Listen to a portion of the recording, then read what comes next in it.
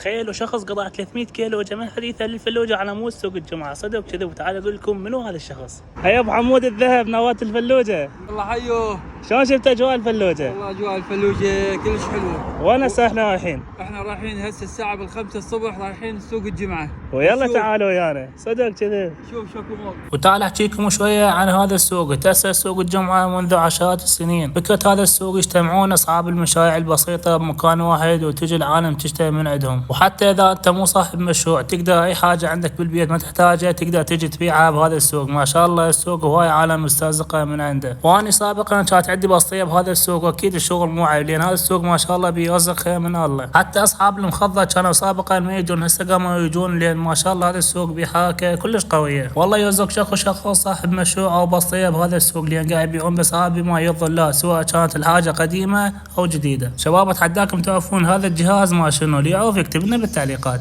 وهسه رجعنا من سوق الجمعه وصدق كذب والتعافي الف. اشتغلنا لنا الغراض لابو حمودي حياخذنا وياه حديثه.